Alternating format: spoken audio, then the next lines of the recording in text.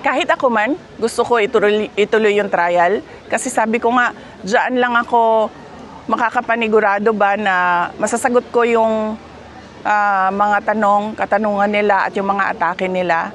Ano po yung komento ninyo sa sa mga congressman at mga senador na gustong ituloy ang impeachment sa kabila ng pagbasura ng Korte Suprema na unconstitutional yung article of impeachment?